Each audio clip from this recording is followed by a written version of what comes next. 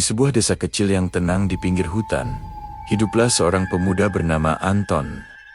Anton dikenal sebagai orang yang pendiam dan jarang bergaul dengan warga desa. Dahulu, Anton sebenarnya anak yang baik. Ia sering membantu orang tuanya di sawah dan kadang membantu tetangga. Namun, setelah kedua orang tuanya meninggal dunia, hidup Anton mulai berubah. Anton hidup sendiri di sebuah rumah kayu tua di ujung desa. Kehidupannya semakin sulit karena ia tidak memiliki pekerjaan tetap. Ia sering merasa iri ketika melihat tetangganya memiliki uang cukup untuk hidup. Suatu malam ketika Anton berjalan pulang dari hutan, setelah mencari kayu bakar, ia melihat sesuatu yang aneh.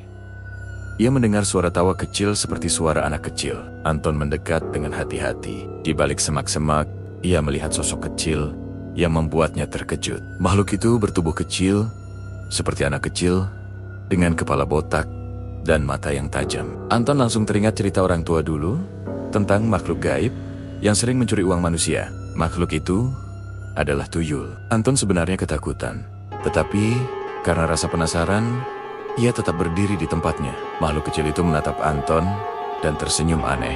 Sejak malam itu, hidup Anton mulai berubah.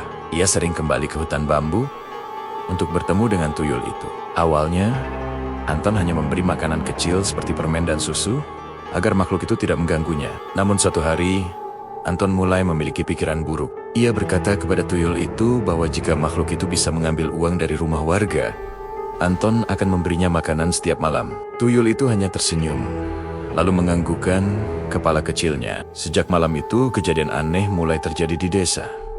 Banyak warga kehilangan uang. Ada yang kehilangan uang di bawah bantal, ada yang kehilangan uang di dalam lemari, bahkan ada yang kehilangan uang di dompet. Tidak ada pintu yang rusak, dan tidak ada tanda pencurian. Warga desa mulai merasa takut, karena kejadian itu sangat misterius. Sementara itu, Anton mulai memiliki banyak uang. Ia bisa membeli makanan enak dan pakaian baru. Namun ia menyimpan rahasia itu rapat-rapat. Anton memiliki seorang sahabat lama bernama Randy. Mereka sudah berteman sejak kecil. Berbeda dengan Anton, Randy dikenal sebagai pemuda yang rajin belajar agama dan sering membantu ustadz di desa. Randy mulai merasa ada sesuatu yang aneh dengan perubahan Anton. Ia melihat Anton sering keluar rumah pada malam hari dan kembali ketika hampir subuh.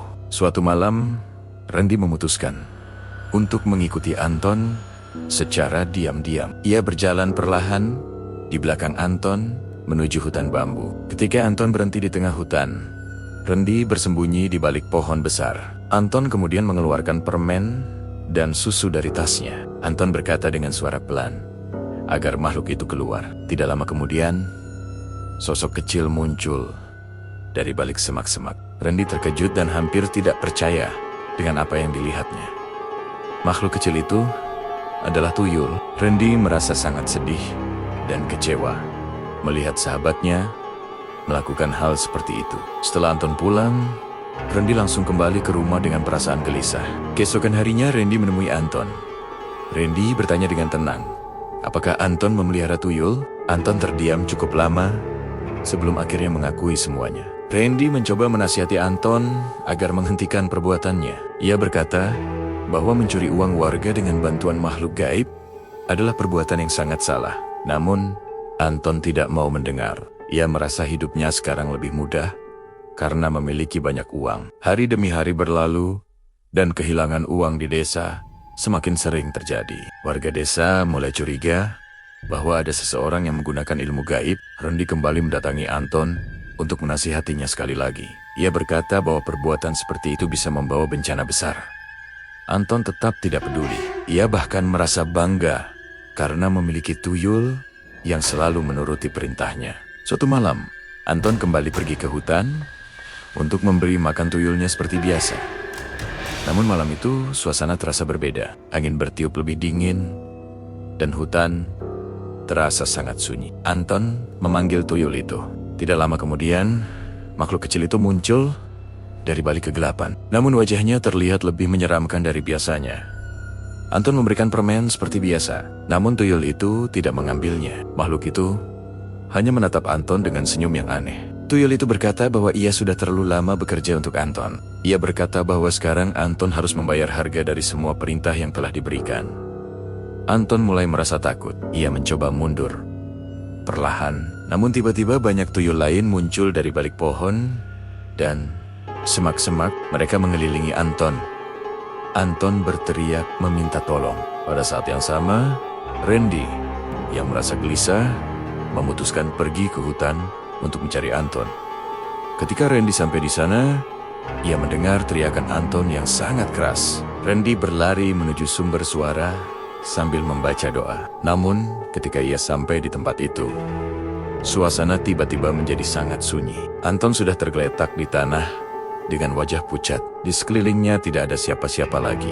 Tuyul-tuyul itu telah menghilang. Randy sangat sedih melihat sahabatnya meninggal dengan cara yang mengenaskan. Kabar kematian Anton membuat seluruh desa terkejut. Setelah kejadian itu, tidak ada lagi uang warga yang hilang. Hutan bambu itu kemudian menjadi tempat yang sangat dihindari oleh warga desa. Banyak orang mengatakan bahwa pada malam-malam tertentu, masih terdengar suara tawa kecil dari dalam hutan. Seolah-olah tuyul-tuyul itu masih berkeliaran, menunggu manusia yang serakah, seperti Anton.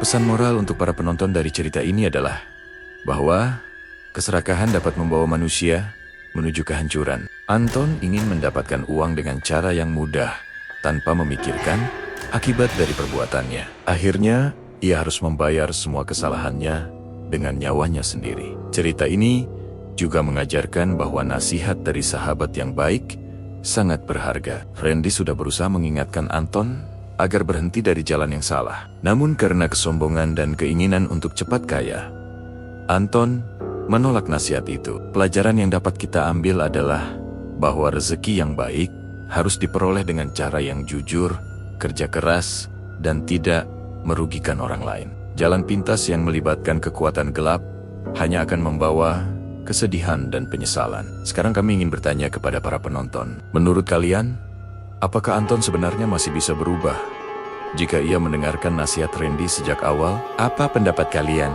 tentang orang yang menggunakan ilmu gaib untuk mencuri uang dari orang lain? Jika kalian berada di posisi Randy, apakah kalian akan melaporkan Anton kepada warga desa atau tetap mencoba menasihatinya? Apakah kalian percaya bahwa keserakahan bisa membawa seseorang pada akhir yang tragis seperti yang dialami Anton? Silakan tuliskan pendapat kalian di kolom komentar, karena kami sangat ingin membaca pandangan dari para penonton semua. Terima kasih sudah membaca dan menikmati cerita horor ini. Jangan lupa dukung channel ini dengan cara menekan tombol subscribe agar kalian tidak ketinggalan cerita horor menarik lainnya.